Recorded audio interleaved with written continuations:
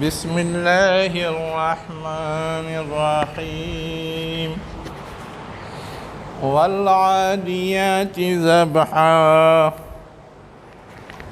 فالموريات قدحا فالمغيرات صبحا فأثرن به نقعا فوسطن به جمعا إن الإنسان لربه لكنود وإنه على ذلك لشهيد وإنه لحب الخير لشديد أفلا يعلم إذا بعثر ما في القبور وحصل ما في الصدور إن ربهم بهم يومئذ لخبير۔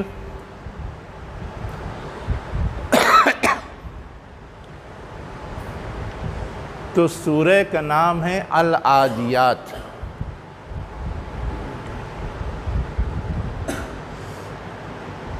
عدون معنی ہوتا ہے دوڑنا، تیز دوڑنا، اتنا تیز کہ بارڈر کو کراس کر جائیں۔ اب بارڈر کو کراس کرنے ہی سے وہ معنی بھی آتا ہے اعتداء، حد سے تجاوز کرنا۔ تو اب اس کا جب ہم ذوالفعل بناتے ہیں، اس میں فاعل عادی، تیز دوڑنے والا، مؤنث بنائیں گے عادیتن، تیز دوڑنے والی۔ اب اس کی جمع بنائیں گے تو عادیات، تیز دوڑنے والیاں، یہ لفظی معنی،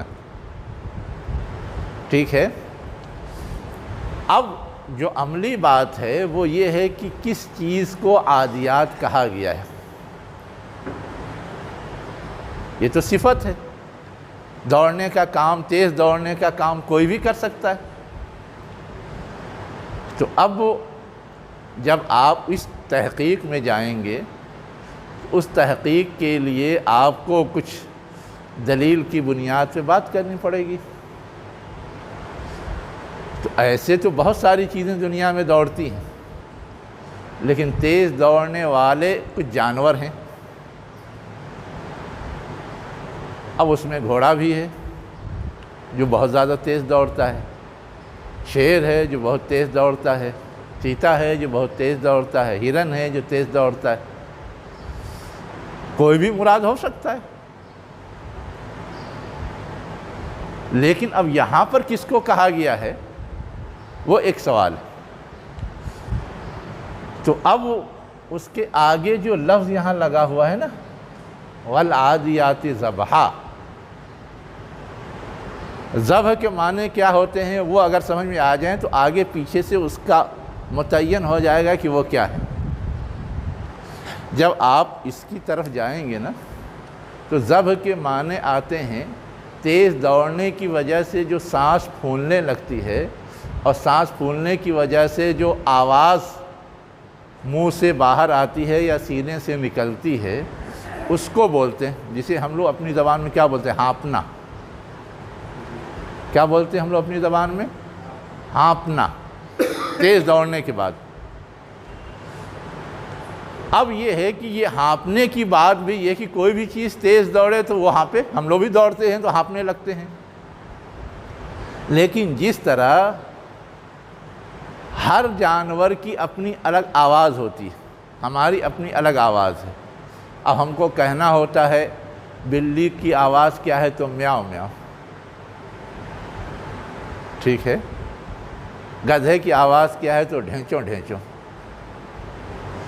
ایسے ہی ہر جانور کی جو آواز نکلتی ہے اس کے لیے الگ الگ الفاظ ہم لوگ اردو میں بھی استعمال کرتے ہیں۔ ویسے ہی عربی میں بھی ہر جانور کی آواز جو نکلتی ہے اس کے لیے الگ الگ الفاظ ہیں۔ اور یہ لفظ جو ہے، یہ لفظ گھوڑے کی جو آواز نکلتی ہے اس کے لیے عربی زبان میں استعمال ہوتا ہے۔ اب یہ جو آواز ہے جس کا ذکر اس لفظ کے ساتھ کیا گیا ہے، یہ چونکہ گھوڑے کی آواز کے لیے مخصوص ہے عربی زبان میں، تو اسی سے مدد ملتی ہے کہ اس کا معنی ہم کیا لے لیں؟ تیز دوڑنے والے گھوڑے۔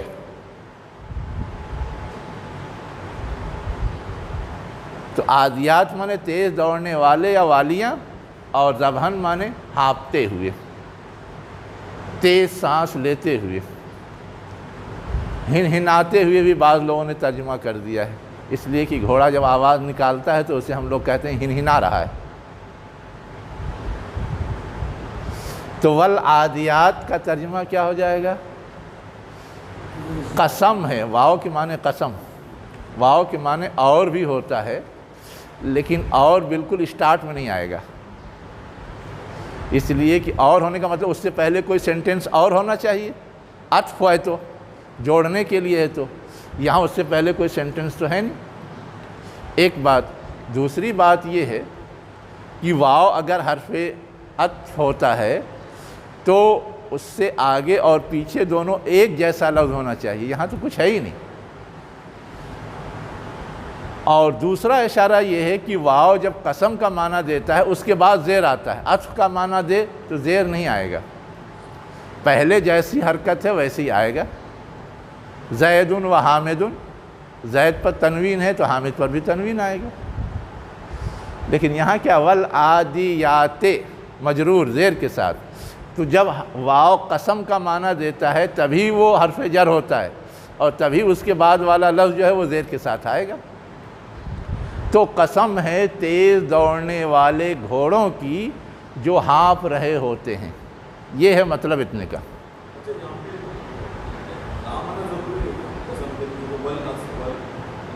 نہیں، وہ آنا ضروری نہیں، ہم کیا کہتے ہیں معرفہ کی شکل میں بھی لا سکتے ہیں، نکرہ کی شکل میں بھی لا سکتے ہیں، لیکن عموماً قسم کھائی جاتی ہے جانی پہچانی چیز کی، تو عموماً اس کے بعد معرفہ ہی آتا ہے، نکرہ نہیں آتا، لیکن ایسی کوئی شرط نہیں۔ اب اس کو آپ سمجھنا چاہیں تو وہ دیکھ لیجئے، قرآن مجید میں ہے والفجر، فجر کی قسم، ولیال عشر، 10 رات کی قسم۔ اب یہ جو 10 رات آ رہا ہے اس پہ ال نہیں داخل، قسم اس کی بھی کھائی جا رہی ہے، ہاں والشمس والقمر تو ال داخل ہے، یہاں یہ ہے کہ ال کے بغیر آ سکتا ہے یا نہیں، قسم کا معنی دینے کے لیے اس کی مثال سمجھنی ہے۔ تو والفجر میں فجر میں ال داخل ہے، اور اسی کے بعد دوسرا لفظ ہے 10 راتوں کی قسم، تو اب 10 رات پر ال نہیں داخل ہے، حالانکہ ہو سکتا تھا۔ ہاں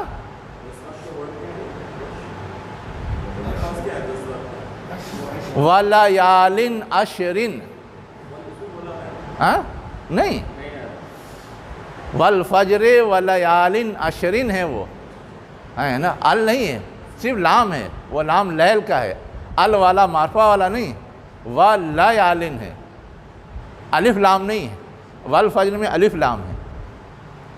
جی لیٹ آنے کی سزا پہلے ملنی چاہیے، اس کے بعد جواب ملنا چاہیے۔ روٹ ورڈ ہے عین دال واو، عدون معنی ہوتا ہے دوڑنا، جیسے غین زی واو، غزون معنی ہوتا ہے لڑائی کرنا، غازی معنی لڑائی کرنے والا، اور کوئی خاتون لڑنے کے لیے جا رہی تو غازیتن کہیں گے، اس کی جمع غازیات آئے گی، ویسے ہی عادیات ہے، دوڑنے والا، دوڑنے والیاں۔ اب ہاں یہ واو جو آیا ہے یہ واو تو الگ ہے جو قسم کا معنی دے رہا ہے نا، روٹ ورڈ ہوگا عین دال واو عدون، ملا کر کے لکھیں گے یوں عدون، تیز دوڑنا، ڈکشنری میں ہاں جی ہاں واو حرف علت ہے، تو جب ذوالفعل بنتا ہے تو وہاں گر جاتا ہے، جیسے دائی، دعوت ہے نا، دال عین واو، لیکن اب اس کا ذوالفعل بناتے ہیں بلانے والا، تو دائی، واو بدل کر کے یہ چینج ہو جاتا ہے، تو ویسے ہی یہ عادی، واو بدل کر کے چینج ہو گیا، جو ہم لوگوں نے ناقص کی بحث میں پڑھا ہے تیسری کتاب میں.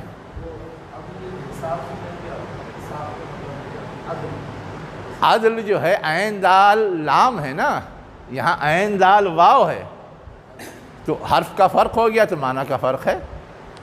وہاں عدل معنی ہوتا ہے برابر برابر کرنا. جی دشمن کے معنی میں کہتا ہوں، عدو جو دشمن کے لیے آتا ہے. بالکل آتا ہے. میں نے کیا بتایا؟ میں نے 3 چیزیں بتائی تھیں، لیکن آپ لوگ غور کرتے نہیں، بعد میں خیال آتا ہے. پہلے بتایا عدو معنی دوڑنا ہے نا، پھر بتایا تیز دوڑنا، پھر بتایا باؤنڈری لائن کراس کرنا. تو دشمن بھی وہی ہوتا ہے جو باؤنڈری لائن کراس کرتا ہے. اب سمجھ میں آیا؟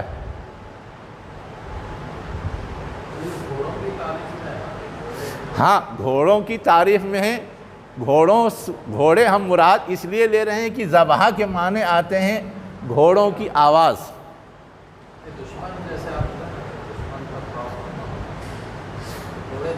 اصل میں دیکھیے، ہم لوگ ایک ہے روٹ ورڈ معنی اور ایک ہے روٹ ورڈ کے بعد اس کے یوزز استعمالات.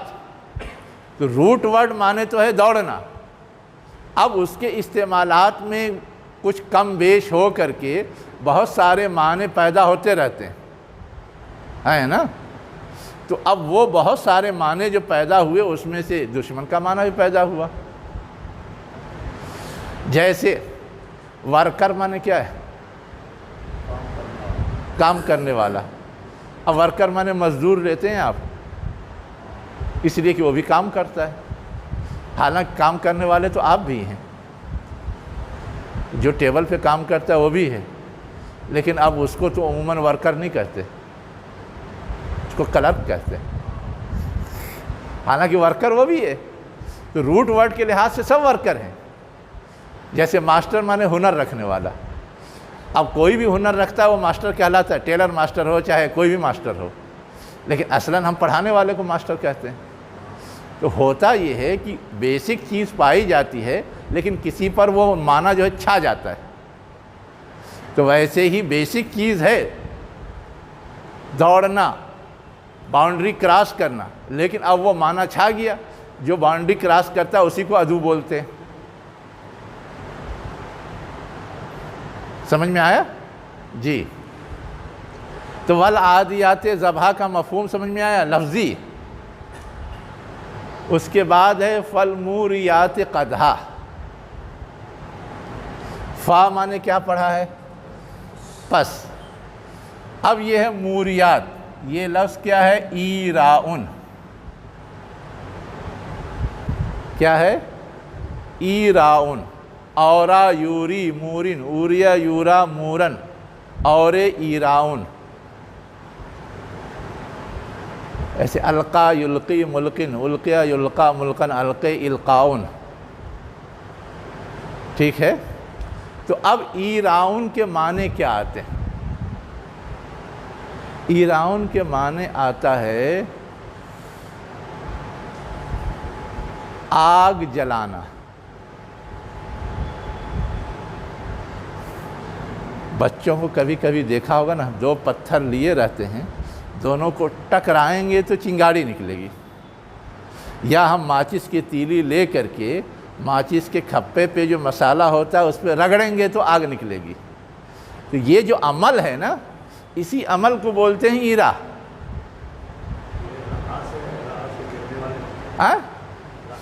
نہیں، را سے نہیں، را میں پہلے رے ہے، یہاں رے بیچ میں ہے.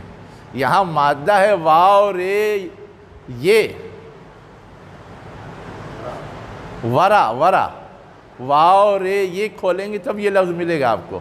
باب افعال سے اورا یوری، افعلا یفعلو، اوریا یوریو.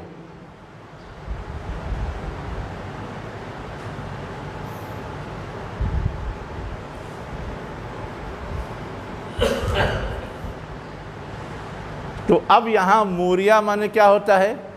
2 چیزوں کو ٹکرا کر کے اس سے آگ جلانا یا آگ روشن کرنا یا آگ پیدا کرنا، جو چاہیں کہہ لیں. اور قدحہ معنی کیا ہوتا ہے؟ وہ جو آگ کی چنگاری نکلتی ہے وہ۔ اب ہوتا کیا ہے کہ کوئی جانور دوڑے تو تیز دوڑے تو دوڑے گا، لیکن نارمل زمین پہ دوڑے تو کوئی مسئلہ نہیں ہے۔ لیکن اگر کوئی کنکریلی زمین پر یا پتھریلی زمین پر یا پہاڑ پہ دوڑے تو اس سے رگڑ سے بھی آگ نکلتی ہے، لیکن اس جانور کے دوڑنے سے جس کے پیر سخت ہوں۔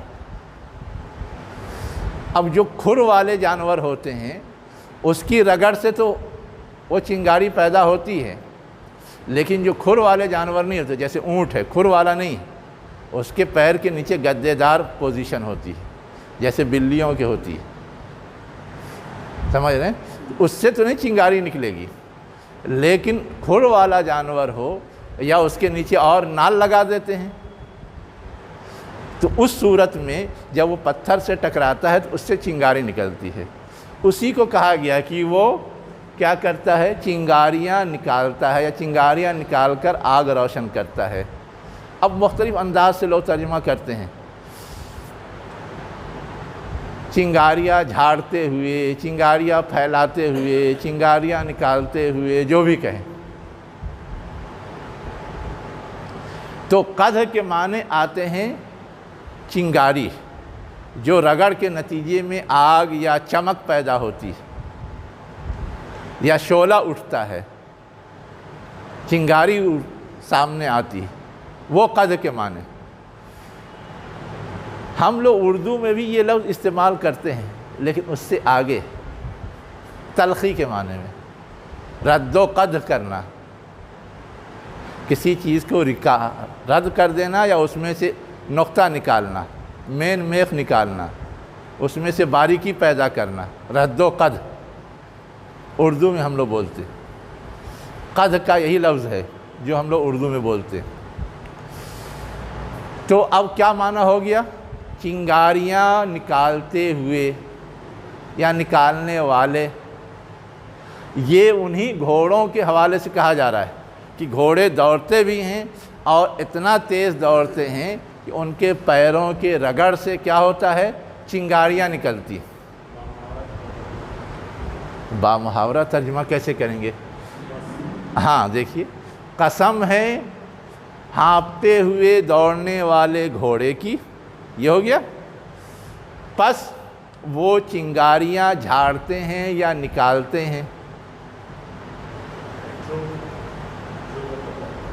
جو کر سکتے ہیں، اسی کی صفت مان لیں تو کر سکتے ہیں جو، لیکن فا آیا ہے تو الگ الگ ان کے عمل کو درشایا جا رہا ہے۔ ایک کام یہ ہے کہ وہ تیز دوڑتے ہیں، دوسرا کام یہ ہے کہ وہ چنگاریاں نکالتے ہیں، ابھی تیسرا کام بھی بتایا جا رہا ہے، فالمغیرات صبحا، ہے نا۔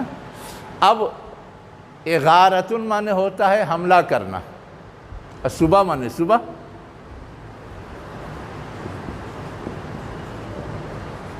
حملہ کرنا، آگ جلانا، چنگاری، صبح معنی صبح، ہانپنا، ہنہنانا،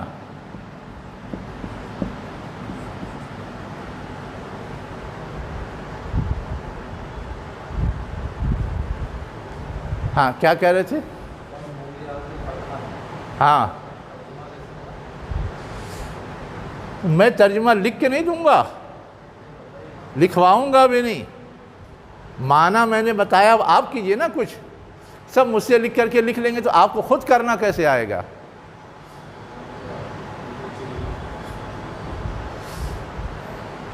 ایرا مانے آگ جلانا، پس وہ آگ جلانے والے ہیں، اتنا آئے گا؟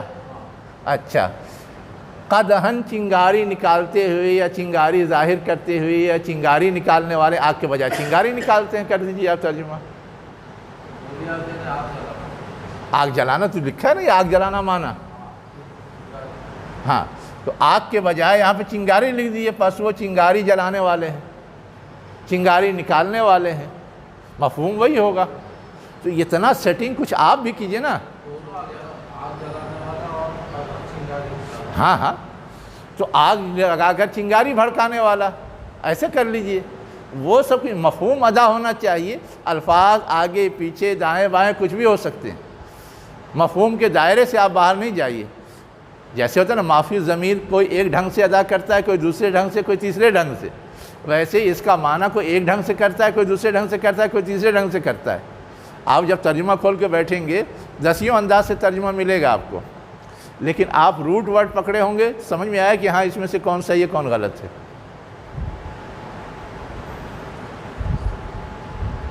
جی اب سمجھ میں آیا ترجمہ یا ابھی بھی سمجھنا باقی ہے؟ ہاں. اغارۃ معنی ہوتا ہے حملہ کرنا. تو پس حملہ کرنے والے سب گھوڑے ہی کے بارے میں ہیں. صبح کے وقت حملہ کرنا، چھاپا مارنا ایک ہی چیز ہے. آپ اس کو چاہے جس لفظ سے بیان کیجئے.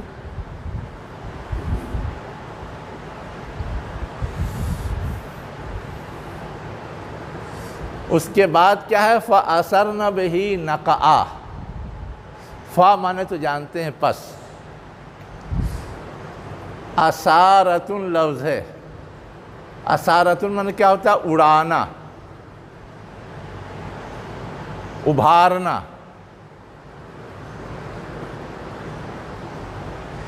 اب وہ جو تیز دوڑتے ہیں، اس تیز دوڑ کے ذریعے وہ کیا کرتے ہیں؟ اڑاتے ہیں، ابھارتے ہیں. نقع غبار کو، گرد کو، دھول کو. جو چاہیے ترجمہ کیجئے، سب ایک ہی چیز ہے. غبار، گرد، دھول. کہیں لکھے ملے گا غبار کو اڑاتے ہیں، کہیں ملے گا دھول کو اڑاتے ہیں، کہیں ملے گا گرد کو اڑاتے ہیں. سب ایک ہی چیز ہے.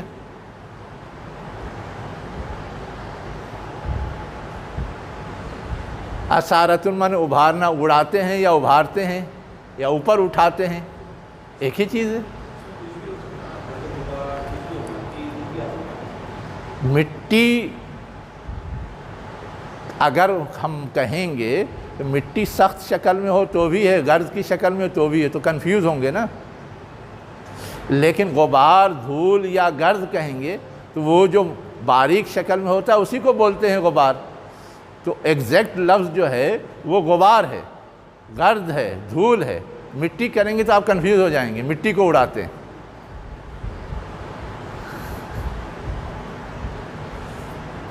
اس لیے کہ مٹی اڑانا ضروری نہیں. مٹی اڑ جائے گی تو اسی کو تو دھول کہتے ہیں، ورنہ مٹی مٹی ہی رہ جاتا. دھول کیوں نیا لفظ لاتے؟ غبار کیوں نیا لفظ لاتے؟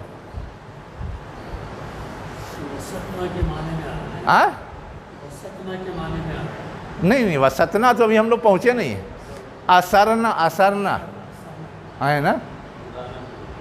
اثارہ معنی ہوتا ہے ابھارنا، اڑانا، نمایاں کرنا.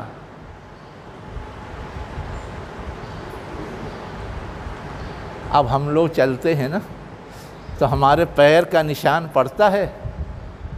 اب جب نشان پڑ جاتا ہے تو اتنی جگہ نمایاں ہو جاتی، اسی لیے اس کو کہتے ہیں نقش. آثار لفظ، آثار لفظ.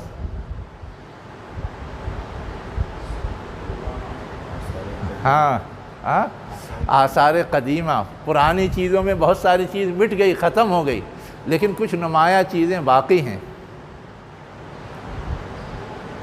تو یہ ہے نمایاں کرنا، اڑانا، ابھارنا. یہاں تک سمجھ میں آیا؟ اب ہے وسط معنی ہم لوگ جانتے ہیں بیچ. صلاۃ الوسطیٰ بیچ والی نماز. اوسط معنی بیچ کی چیز. تو اب یہاں ہے کیا؟ وسط معنی بیچ میں جانا یا گھسنا.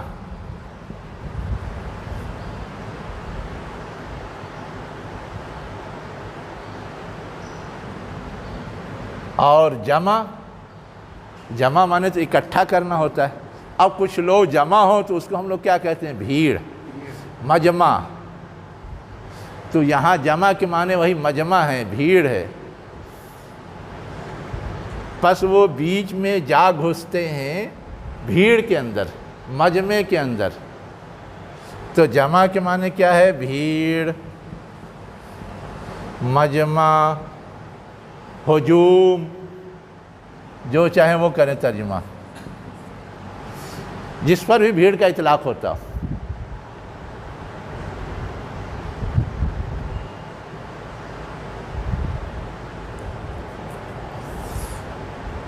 یہاں تک سمجھ میں آیا؟ فَوَسَطْنَ بِهِ جمع، پس وہ گھوڑے کیا کرتے ہیں؟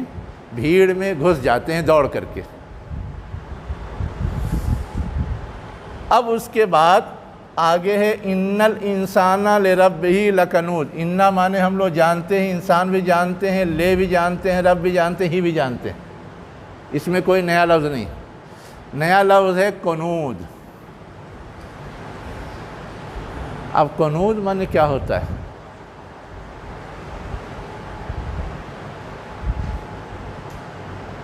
بڑی مشکل سورہ آ گئی، ہر لفظ اتنا مشکل ہے کہ پہلے سے جانتے ہی رہی ہے۔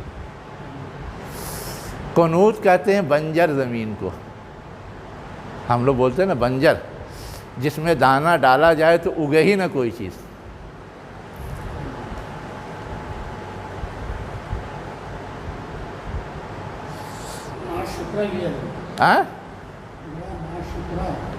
ناشکرہ وہ مفہوم ہے، ابھی سنیے، پہلے پورا سنیے نا، ہے نا۔ تو کنود کہتے ہیں بنجر زمین کو عربی میں۔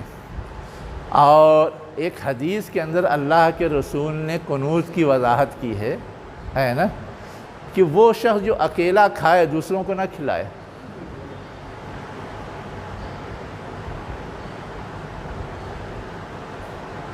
اب خود کھاتا ہے دوسروں کو نہیں کھلاتا ہے تو گویا اس کا اپنا مفاد تو پورا ہو رہا ہے، دوسروں کے ساتھ کوئی بھلا کام نہیں وہ کر رہا ہے نا۔ تو اللہ نے جو نعمتیں دی ہیں اس نعمت سے ہم تو خوب فائدہ اٹھاتے ہیں، لیکن دوسروں کو فائدہ نہیں پہنچاتے، اسی کو ناشکرہ کہا گیا ہے نا، کہ انسان کی یہ کمزوری ہے کہ اللہ کی نعمتیں تو اسے ملی، اس سے خود وہ خوب فائدہ اٹھاتا ہے، خوب لطف اندوز ہوتا ہے، لیکن دوسروں کو فائدہ نہیں پہنچاتا، یا جس نے دیا ہے اس کا بھی شکر ادا نہیں کرتا۔ شکر گزاری کیا ہے اللہ کی نعمتوں کی؟ کہ جس نے دیا اس کا احسان مانے، اور شکر گزاری یہ بھی ہے کہ اس نعمت میں دوسروں کو بھی شریک کریں، شکر گزاری کا تقاضا یہ بھی ہے۔ تو اس لیے لوگ ترجمہ کرتے ہیں ناشکرہ، سارے مفہوم کو سمیٹنے کے لیے، لیکن جو لفظی معنی ہے اس کا وہ ہے بنجر زمین، جس میں کوئی بھلائی یا کوئی پودا یا کوئی بیج پنپتا ہی نہیں، جس سے کوئی اچھی چیز برآمد ہی نہیں ہوتی۔ ایسا شخص جو خود کھاتا ہے دوسروں نہیں کھلاتا ہے، مطلب یہ کہ وہ بخیل ہے، کنجوس ہے، ملا تو اس کو بہت کچھ ہے لیکن اس سے وہ بھی پورا فائدہ نہیں اٹھاتا، اور دوسروں کو تو فائدہ پہنچاتا ہی نہیں۔ تو جب آپ اس کا ترجمہ پڑھیں گے نا مختلف ترجموں میں تو آپ کو ملے گا کنجوس بھی ترجمہ کیا ہے، بخیل بھی ترجمہ کیا ہے، ناشکرہ بھی ترجمہ کیا ہے، اس لیے کہ وہ سارے مفہوم کو سمیٹتا ہے۔ بنجر اور ناشکرہ کیسا؟ بنجر اور ناشکرہ کیسا؟ اچھا، بنجر زمین کہتے کس کو ہیں یہ بتائیے؟ جس میں پیداوار نہ ہو، چاہے آپ اس میں کوئی غلہ یا بیج ڈال دیں یا کوئی پودا لگا دیں، ٹھیک؟ تو اللہ تعالیٰ نے ہم انسانوں کو اپنی دنیا بھر کی نعمتیں دے دی، اب ان نعمتوں کو پروان چڑھنا چاہیے نا، ان نعمتوں کا کوئی نتیجہ یا رزلٹ برآمد ہونا چاہیے کہ وہ خود بھی اس سے خوب فائدہ اٹھائے۔ اب وہ کنجوس ہے، بخیل ہے، تو خود بھی بہت زیادہ فائدہ نہیں اٹھاتا، اور وہ فائدہ اور زیادہ بڑھ سکتا ہے جب وہ دوسروں پہ خرچ کرے، ہے نا۔ تو اب یہ جو چیز ہے کہ وہ خود فائدہ اٹھائے، دوسروں پہ خرچ کرے، اور جس نے دیا ہے اس کے اس احسان کو تسلیم کرے کہ ہاں اس نے دیا ہے تو اس کے حکم کے مطابق کچھ اور بھی کرے. تو یہ سب کچھ نہیں کرتا ہے. ایسا نہ کرنے والے ہی کو تو ناشکرا کہتے ہیں کہ نہ اللہ کا احسان مان رہا ہے، نہ اللہ نے جہاں خرچ کرنے کے لیے کہا وہاں خرچ کر رہا ہے، نہ اپنی ذاتی پہ پورا خرچ کر رہا ہے. تو یہ یوں وہ کو ریلیٹ ہوتا ہے. ٹھیک ہے. تو اب قنوت کے معنی آپ لکھ لیں: ناشکرا، بخیل، کنجوس. بنجر انسان کے لیے تو لا نہیں سکتے نا، وہ تو سمجھنے کے لیے. زمین کے لیے بنجر لا سکتے ہیں، ہے نا. اب اس کے بعد آگے کیا کہا جا رہا ہے؟ انا معنی بھی ہم لوگ جانتے ہیں خود، ہو معنی بھی جانتے ہیں، الا معنی بھی جانتے ہیں، یہ سب پڑھا ہوا ہے. ٹھیک ہے. لا یہ زور دینے کے لیے آتا ہے انا کی خبر پر، یہ بھی ہم لوگوں نے پڑھا ہے. جہاں حروف مشابہ فعل پڑھا ہے وہاں پڑھا ہے کہ خبر پر لام تاکید کے لیے بڑھاتے ہیں، زور دینے کے لیے. یاد نہیں؟ ہاں ہاں، قنوت پر بھی لام اسی لیے آیا ہے. یہ لام جو ہے اسی لیے میں نے الگ اس پہ نشان لگایا تھا، زور دینے کے لیے. بہت سے ترجمہ کر دیں بہت کنجوس ہے، بہت ناشکرا ہے، زور ہو گیا. انتہائی کنجوس ہے، انتہائی ناشکرا ہے، زور ہو گیا. تو زور دینے کے لیے اردو میں جو الفاظ استعمال ہوتے ہیں وہی لفظ سے لا کا ترجمہ کر دیں گے. بہت، انتہائی، یقینی طور پر، لا محالہ، جو بھی کہیں. اور شہید معنی تو ہم لوگ پڑھ چکے ہیں. شہید معنی گواہی دینے والا.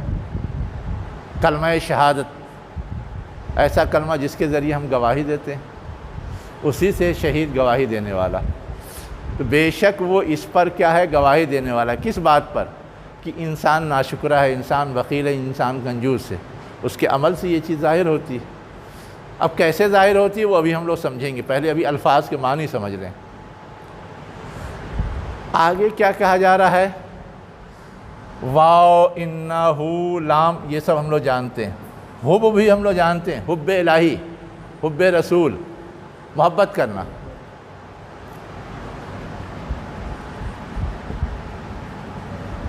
خیر لفظ بھی ہم لوگ جانتے ہیں. کیا جانتے ہیں؟ بھلائی. بالکل صحیح ہے. لیکن مجھے ایک سوال کا جواب دیجیے. قرآن میں آیا ہے ان ترک خیرا الوصیۃ.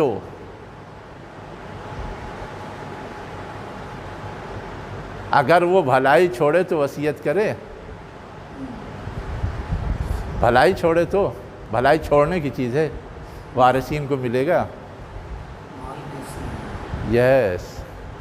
وہاں پر کیا بھلائی چھوڑے گا مطلب بھلائی پہنچانے والی چیز یعنی مال. یا قرآن میں ایک دوسری جگہ اذا مسہ الخیر منوعا، جب اسے بھلائی پہنچتی ہے تو روک لیتا ہے. منع یمنع، منون منع روکنا ہوتا ہے نا، منع کرنا، روکنا. منوع منع روکنے والا بن جاتا ہے. جب اسے خیر لاحق ہوتا ہے، پہنچتا ہے، یا خیر اسے چھو دیتا ہے تو وہ کیا کرتا ہے؟ اس خیر کو روکنے والا بن جاتا ہے. تو خیر کو روکنے والا کیا مطلب؟ کوئی بھلائی کسی کے ساتھ کرے تو اس کو روکے گا، مت کرو مت کرو مت کرو. وہاں بھی خیر کے معنی مال ہیں. جب اسے مال پہنچتا ہے یا مال ملتا ہے تو وہ اس مال کو لے کے بیٹھ جاتا ہے، دوسروں پہ خرچ نہیں کرتا، روک لیتا ہے صرف اپنے لیے، کنجوسی کا مظاہرہ کرتے ہوئے. تو وہاں بھی خیر کے معنی مال ہے. تو خیر کے معنی بھلائی ہوتا ہے، لیکن مال بھی چونکہ بھلائی کا ذریعہ ہے یا بھلائی کا سبب بننے والی چیز ہے، ٹول ہے، اس لیے اس کو بھی خیر بولتے ہیں. اور قرآن میں اس معنی میں آیا ہے. تو اس لیے اس کا ترجمہ جو یہاں پہ کرتے ہیں لوگ مال. وَإِنَّهُ لِحُبِّ الْخَيْرِ لَشَدِيدٌ. لا تو وہی ہے تاکید والا، اور شدید تو ہم لوگ اردو میں بھی بولتے ہیں، سخت۔ شدید بارش ہوئی کا مطلب شدید گرمی ہے، شدید جاڑا ہے، کیا مطلب؟ سخت جاڑا ہے، سخت گرمی ہے۔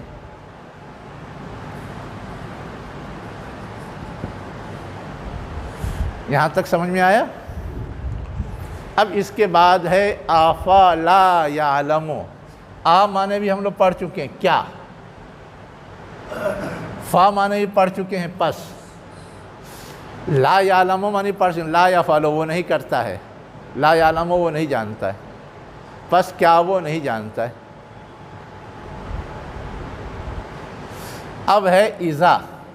اذا بھی ہم لوگ استعمالات میں پڑھ چکے ہیں، اذا فعل، جب وہ کرتا ہے یا کرے گا۔ یہ ہے نیا لفظ بعثرہ۔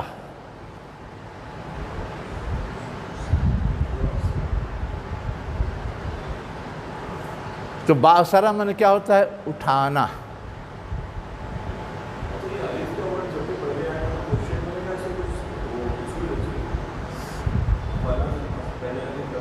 ہاں، ہم لوگوں نے اصول پڑھا ہے کہ کوشچن ورڈز جتنے ہوتے ہیں ہے نا، وہ شروع ہی میں آتے ہیں، انگریزی میں بھی اور عربی میں بھی۔ How are you, where are you going, سب کوشچن ورڈ ہے نا، ہو ویئر۔ ویسے عربی میں این تذهب، من انت، تو کون ہے، تو کہاں جا رہا ہے۔ تو آئینہ مانے کہاں، شروع میں آیا، من مانے کون، شروع میں آیا۔ تو کوشچن ورڈز عموماً شروع میں آتے ہیں، یہ اصول ہے، عربی میں بھی اور انگلش میں بھی۔ ہاں کوشچن ورڈ ہے، کیا؟ جو ہم لوگوں نے کوشچن ورڈ کی لسٹ پڑھی ہے، اس میں سب سے پہلے تو حل اور آ ہی پڑھا ہے، سب سے پہلا یہی لکھا ہوا ہے، ٹھیک ہے۔ اب آگے آ رہا تھا بعثرہ، مجہول ہے۔ فعلل رباعی ہے، فعلل یفعلل، بعثرہ یبعثر، مجہول بعثرہ۔ بے، عین، سے، رے، چار حرف مادے کا ہے، چار حرفی ہے۔ اب بعثرہ میں کیا ہوتا ہے؟ کیا؟ اٹھانا، الٹنا پلٹنا ہے نا۔ تو جو کچھ قبروں میں ہے اس کو اٹھایا جائے گا۔ قبروں میں کیا ہے؟ مردے ہیں، مردوں کو اٹھایا جائے گا۔ قیامت کا احوال بیان کیے جا رہے ہیں۔ اذا بعثر، جب اٹھایا جائے گا جو کچھ قبروں میں، قبر کی جمع قبور، یہ کس کی جمع ہے؟ قبر جمع قبور۔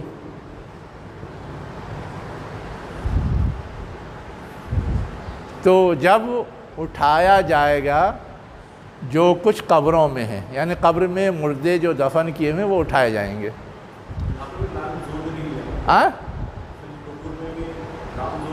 نو، یہ الف لام ہے جو معرفہ بنانے کے لیے ہوتا ہے، جیسے بوائے، دی بوائے ہے نا، تو ویسے ہی ال لگ جاتا ہے تو دی بوائے کی طرح مخصوص قبریں، متعین قبریں، ہر ایک کی الگ الگ قبر ہے، اس کی طرف اشارہ ہے۔ وَحُصِّلَ مَا فِي الصُّدُورِ، یہ حصلہ تو ہم لوگ استعمال کرتے ہیں، حاصل کرنا استعمال کرتے ہیں، تحصیل استعمال کرتے ہیں، وہی ہے۔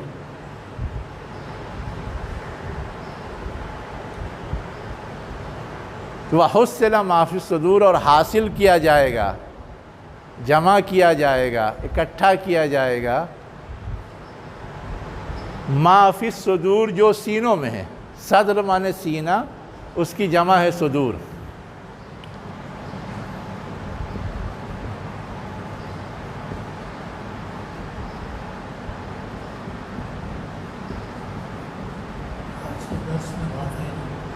جی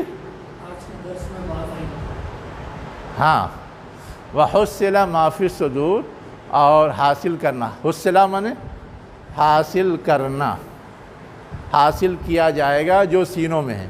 یعنی نیتوں کو بھی چیک کیا جائے گا، نیتوں کو بھی پرکھا جائے گا۔ اِنَّا رَبَّهُمْ، اِنَّا بھی ہم لوگ جانتے ہیں، رب بھی جانتے ہیں، ہم بھی جانتے ہیں، بے بھی جانتے ہیں، ہم بھی جانتے ہیں، یوم بھی جانتے ہیں، یوم مانے دن، یوم دن مانے اس دن، تو یوم اور یہ از مل کر کے اس دن ہوتا ہے، ٹھیک۔ اور لا وہی تاکید کے لیے ہے، خبیر مانے باخبر، خبر دینے والا یا خبر رکھنے والا۔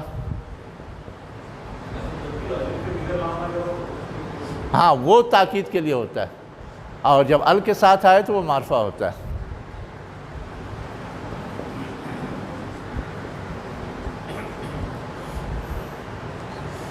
سارے الفاظ کے معنی ہو گئے۔ اب جو چیز سمجھنے کی ہے وہ دیکھیے، ٹھیک، کیا چیز ہے سمجھنے کی؟ سمجھنے کی چیز ایک تو یہ ہے کہ قسم کھانے کے سلسلے میں تو ہم لوگ پڑھ چکے ہیں پہلے کہ قسم اس وقت کھائی جاتی ہے جب کسی چیز پہ پروف دینا ہو، ثبوت دینا ہو۔ اگر ثبوت نہیں ہے تو عام حالات میں، اور کبھی ضرورت ہے کہ سمجھانے کے لیے پروف دینا ہے تو بھی قسم کھاتے ہیں۔ اللہ تعالیٰ نے عموماً سمجھانے کے لیے قسم کھائی ہے پروف کے طور پر۔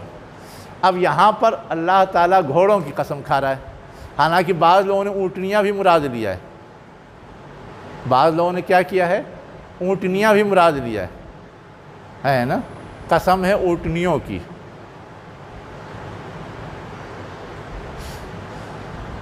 کوئی بھی ہم جانور مراد لیں اس سے کوئی فرق بہت زیادہ معنی میں نہیں پڑے گا۔ تو یہاں اس کی وجہ سے پڑے گا نا، کس کی وجہ؟ ہاں ہاں، اسی لیے وہ رائے راجح نہیں ہوئی نا۔ لیکن اب وہ یہ کہتے ہیں کہ ٹھیک ہے، ہانپنے کا جو عمل ہے گھوڑا بھی کرتا ہے، اونٹنیاں بھی کرتی ہیں، وہ بھی تیز چلتی ہیں تو ہانپنے لگتی ہیں۔ آگے چنگاری نکالنا اونٹ کی، ہاں وہ بھی اونٹ سے ٹھہری، اسی لیے گھوڑا ہی مراد لینا زیادہ صحیح ہے۔ لیکن لینے کو لوگوں نے رائے وہ بھی دی ہے، لیکن اس رائے میں مضبوطی نہیں ہے، کمزوری ہے، ٹھیک ہے۔ ہاں ہاں چلیے، تو یہاں گھوڑا ہی مراد لینا بہتر ہے۔ جو لوگ اونٹ کہتے ہیں وہ رائے بہت مضبوط نہیں، یہ سمجھیے۔ کہنے کو تو لوگ رائے دے دیتے اپنی، لیکن کون سی رائے مضبوط ہے، صحیح ہے، وہ چیک کرنے کے لیے ہمارے پاس دلیل ہے تو ہم اپنی رائے سمجھ رکھ سکتے ہیں۔ ہاں مغیرہ نہیں، منیرہ نام رکھتے ہیں۔ ہاں جی، رستم بھی رکھتے ہیں، سہراب بھی رکھتے ہیں، صدام بھی رکھتے ہیں۔ کون لوگ رکھتے ہیں؟ جن کا ذہن ہی یہ ہے کہ لڑائی کرنا ہے۔ بالکل صحابی کا نام ہے۔ تو عرب جو تھے اپنے جاہلی دور میں تو روز لڑتے بھیڑتے تھے، تو اب ان کو یہ رہتا تھا کہ ہمارا بیٹا لڑنے بھیڑنے والا بنے، حملے میں سب سے آگے رہنے والا بنے، بڑھ بڑھ کے حملہ کرنے والا بنے، تو نام رکھتے تھے مغیرہ۔ ان کے ہاں نام تو مل جائے گا، اب جو نام پہلے سے تھا وہ رہا باقی، لیکن اس کے بعد ہماری روایت میں مغیرہ نام رکھنا زیادہ نہیں ملے گا، اس لیے کہ معنی کے اعتبار سے ہماری جو تہذیب ہے اور ہمارا جو مزاج ہے اس سے ٹیلی نہیں کرتا۔ اب مغیرہ نام نہیں ملے گا آپ کو، حملہ کرنے والا، اس لیے کہ اس میں منفی معنی پایا جاتا ہے، غارت گری کرنا، لوٹنا، چھیننا، جو ہماری تہذیب اور اسلامی مزاج سے میل نہیں کھاتا۔ لیکن اب جاہلی دور میں وہ سب ان کا پیشہ تھا تو وہ رکھتے تھے نام۔ ہاں کیا نام رکھتے؟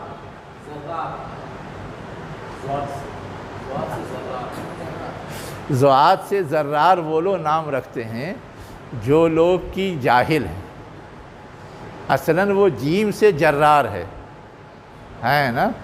جرار کے معنی ہوتا ہے بہت زیادہ گھسیٹنے والا، جر کے معنی ہوتا ہے کھینچنا، گھسیٹنا۔ جرار کا مطلب کوئی بھی دشمن ہے اس کو اپنے کنٹرول میں کر لینے والا، قابو میں کر لینے والا۔ علی رضی اللہ عنہ کی صفات میں جیسے کرار ہے نا، بہت زیادہ حملہ کرنے والا، حیدر کرار، کر من ہوتا ہے حملہ کرنا، ویسے ہی جرار بھی ہے، بہت زیادہ دشمنوں کو کھینچ کر کے برباد کر دینے والا، جیم سے ہے نا، اور ذات سے ضرار مانے تو ہوتا ہے بہت زیادہ نقصان پہنچانے والا، ضرر مانے نقصان ہوتا ہے نا، ہاں وہ ضرار نہیں ہے، وہ مسجد زرار ہے، ہاں زیر ہے، ذات پر زیر ہے، وہی ہے نقصان ہی پہنچانا، اس لیے کہ ان لوگوں نے نقصان پہنچانے کی نیت سے وہ مسجد بنائی تھی نا، وہاں بھی نیت گڑبڑ تھی، بظاہر بڑا اچھا کام کر رہے تھے، مسجد بنائی، جو میں آج مثال دے رہا تھا اس میں ایک مثال وہ بھی ہے کہ بظاہر تو نیک کام کر رہے ہیں لیکن نیت گڑبڑ ہے، غلط، حکم ہو گیا کہ جلا ڈالو، وہ قابل قدر نہیں۔ جی تو یہ یہاں تک سمجھ میں آیا، یہ تو ہم لوگوں نے ابھی الفاظ سمجھے ہیں، اب مفہوم دیکھیے کیا ہے۔ یہ گھوڑے کی صفات ہیں، وہ تیز دوڑتا ہے، وہ آگ نکالتا ہے، وہ حملہ کرتا ہے، وہ گرد و غبار اڑاتا ہے، وہ کیا کہتے ہیں بھیڑ میں گھس جاتا ہے۔ اب گھوڑے کی یہ صفات کیوں بتائی گئی؟ یہ سمجھانے کے لیے کہ گھوڑا کوئی بھی شخص رکھتا ہے تو اس کو چارہ دیتا ہے، اس کو کھلاتا پلاتا ہے، اس کی دیکھ ریکھ اور نگرانی کرتا ہے، تو اب وہ گھوڑا بھی اتنا وفادار جانور ہے کہ وہ اپنے مالک کے حکم پر یا اپنے مالک کی چاہت پر جب ضرورت ہوتی ہے وہ نکل جاتا ہے، جب ضرورت ہوتی ہے تیزی اور چستی اور کیا کہتے ہیں پھرتی کا مظاہرہ کرتا ہے، ویسے ہی وہ بڑھ کر کے جان کی فکر کیے بغیر دشمنوں پہ حملہ کرتا ہے اور بھیڑ کے اندر گھس جاتا ہے جہاں جان کو زیادہ خطرہ ہے۔ تو گھوڑا کو ہم صرف کھلاتے ہیں، نہ ہم نے پیدا کیا ہے، نہ ہم نے کچھ اور اس کے ساتھ کیا ہے، بس صرف اس کو رکھتے ہیں، پال پوس کرتے ہیں، نگرانی کرتے ہیں، ہے نا۔ تو گھوڑا اتنے وفاداری کا مظاہرہ کرتا ہے، اور ایک انسان جس کو اللہ نے پیدا بھی کیا، جس کو اللہ نے دنیا بھر کی نعمتیں دی ہیں اور مستقل اس کی نگرانی کر رہا ہے، اس کی پرورش کر رہا ہے، اس کی ضرورت کا سامان کر رہا ہے، تو انسان کو اس گھوڑے سے زیادہ وفادار ہونا چاہیے، اس گھوڑے سے زیادہ شکرگزار ہونا چاہیے، گھوڑے سے زیادہ اس کو کیا کہتے ہیں اپنے مالک کا خیال ہونا چاہیے، اس کی اطاعت اور بندگی کا مظاہرہ اس کی طرف سے ہونا چاہیے، اس کے لیے اس کو اپنی قربانی پیش کرنا چاہیے، اپنا ہر چیز لٹانا چاہیے، جیسا کہ گھوڑا اپنی جان لٹانے کے لیے تیار ہو جاتا ہے۔ آخر بھیڑ میں گھس رہا ہے تو جان ہی تو لٹا رہا ہے، دوڑتے ہوئے ہانپتے کانپتے جان رہا ہے تو جان کو ہی تو خطرے میں ڈال رہا ہے۔ تو یہ سمجھایا گیا ہے کہ ایک گھوڑا جو جانور ہے اتنا عقل اور شعور نہیں رکھتا جتنا انسان رکھتا ہے، وہ تو اتنے وفاداری اور شکرگزاری اور قدردانی کا مظاہرہ کرتا ہے، اور ایک انسان جو اللہ کی مخلوق ہے اور اللہ نے اس کو اس گھوڑے سے زیادہ نعمتیں دی ہیں، اس کو تو اس سے زیادہ شکرگزار ہونا چاہیے، لیکن وہ الٹا ہے۔ تو یہ گھوڑے کی وفاداری انسان کی ناشکری یا بے وفائی کی دلیل ہے کہ گھوڑا تو اتنا وفادار اور انسان اللہ کو نہیں مانتا، اس کی فرما برداری نہیں کرتا، تو یہ گویا ناشکرا، نافرمان، ناقدری کرنے والا، یہی اصل میں قنوط کا معنی ہے۔ بیج ہم نے ڈال دیا، اس سے کوئی چیز نہیں برآمد، ناقدری کر رہا ہے وہ۔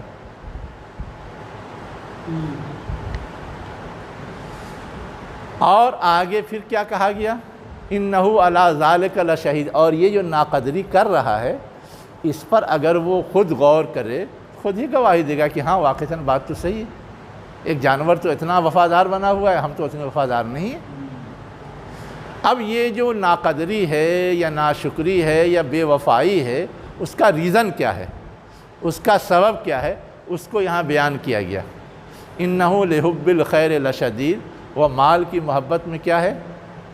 سخت ہے۔ اور آگے پھر کیا کہا گیا؟ اِنَّهُ عَلَىٰ ذَلِكَ لَشَهِيدٌ، اور یہ جو ناقدری ہے یا ناشکری ہے، اس کا ریزن کیا ہے، اس کا سبب کیا ہے، اس کو یہاں بیان کیا گیا۔ اِنَّهُ لِحُبِّ الْخَيْرِ لَشَدِيدٌ، وہ مال کی محبت میں کیا ہے؟ سخت ہے۔ جو مال اللہ تعالیٰ نے دیا وہ مال تو اللہ کے حکم کے مطابق خرچ ہونا چاہیے، خود بھی استعمال کرے، دوسروں کو بھی فائدہ پہنچائے، لیکن خود بھی پورا استعمال نہیں کرتا، کنجوس بنا ہے، بخیل بنا ہے، اور دوسروں کو بھی فائدہ نہیں پہنچاتا۔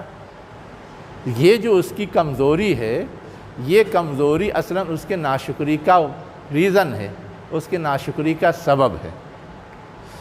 اب اس کے بعد سوال پیدا ہوتا ہے کہ انسان کی یہ کمزوری دور کیسے ہوگی؟ انسان کی یہ کمزوری دور کیسے ہوگی؟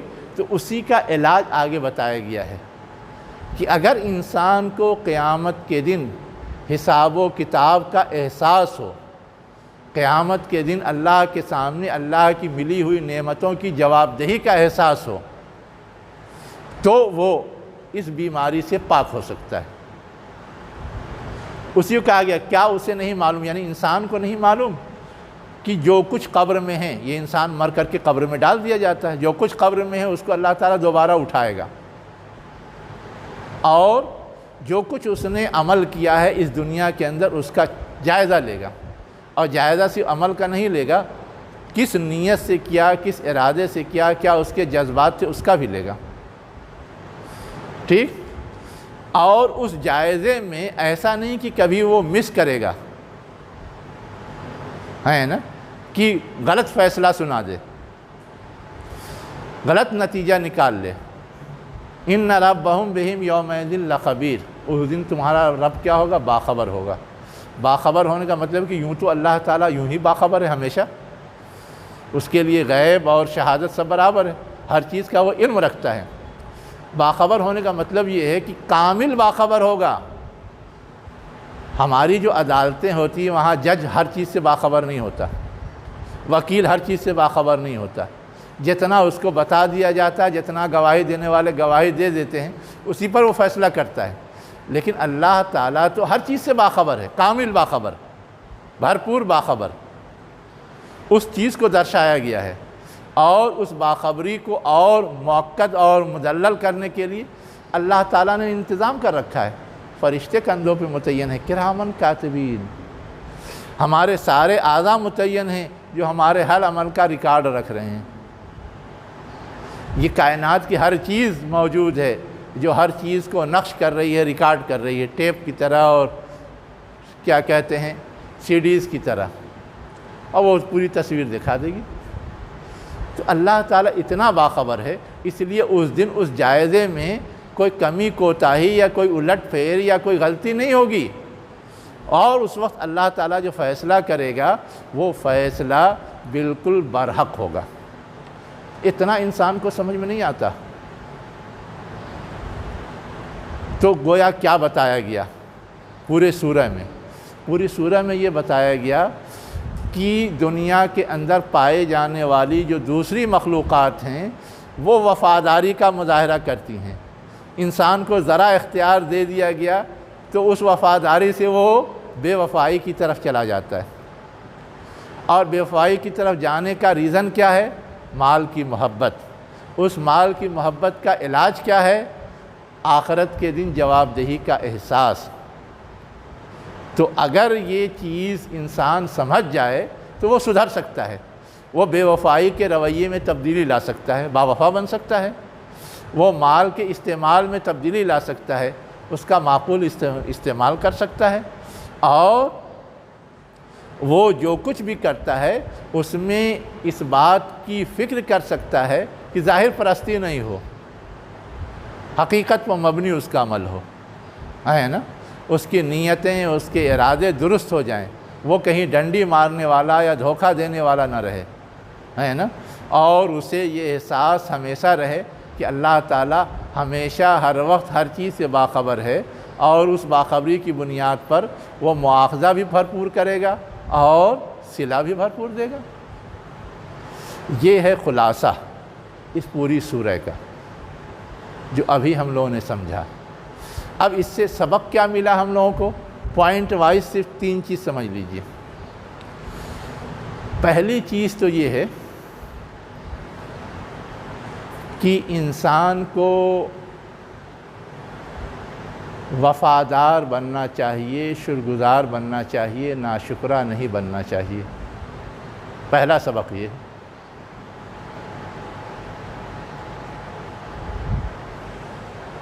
دوسرا سبق یہ ہے کہ انسان کو مال کے استعمال کے سلسلے میں بہت بیدار ہونا چاہیے۔ مال کی محبت میں یا مادہ پرستی میں ایسا نہ مبتلا ہو جائے کہ وہ راہ اعتدال سے ہٹ جائے۔ یہ راہ اعتدال ہی سے ہٹا ہے نا، اللہ تعالیٰ نے مال دیا لیکن وہ مال کو لے کے بیٹھ گیا، اس کا جو استعمال ہونا چاہیے نہیں کر رہا ہے، راہ اعتدال سے ہٹ گیا۔ تو یہ مادہ پرستی جو ہے یہ ایک مہلک مرض ہے، اس سے بچنا چاہیے اور اس معاملے میں اپنے آپ کو راہ اعتدال پہ رکھنا چاہیے۔ یہ دوسرا سبق ملتا ہے۔ تیسرا سبق یہ ملتا ہے کہ انسان کو اپنے اعمال کے ساتھ ساتھ اپنی نیتوں کو بھی درست کرنا چاہیے، اس لیے کہ نیتیں بھی چیک کی جائیں گی اور اعمال کی قبولیت کا انحصار نیتوں پر ہوگا۔ نیت درست ہے تو ہر عمل قبول ہو سکتا ہے، اور نیت درست نہیں ہے تو اچھے سے اچھا عمل بھی ریجیکٹ، رد ہو جائے گا۔ تو تیسرا سبق یہ ملتا ہے کہ اپنے اعمال کے ساتھ ساتھ اپنی نیتوں کو بھی چیک کرنا چاہیے۔ اور چوتھا سبق یہ ملتا ہے کہ اللہ کی صفات کا صحیح شعور ہونا چاہیے۔ اللہ کی اسی صفت کا شعور ہو کہ اللہ ہر چیز دیکھ رہا ہے، ہر چیز سے باخبر ہے، کوئی چیز اس سے چھپی نہیں ہے، تو ہماری کوئی حرکت چھپی نہیں ہے، ہر حرکت پہ مواخذہ ہوگا تو ہم تو بچ ہی نہیں سکتے، ہم بچ ہی نہیں سکتے۔ اگر یہ احساس ہو تو ہماری زندگی میں تھوڑا ضبط آئے گا، کنٹرول آئے گا، تقوی کی صفت مضبوط ہوگی، ہم سدھریں گے۔ تو یہ چوتھا سبق ہے جو اس سورہ کے اندر دیا گیا ہے۔ وآخر دعوانا ان الحمد للہ رب العالمین۔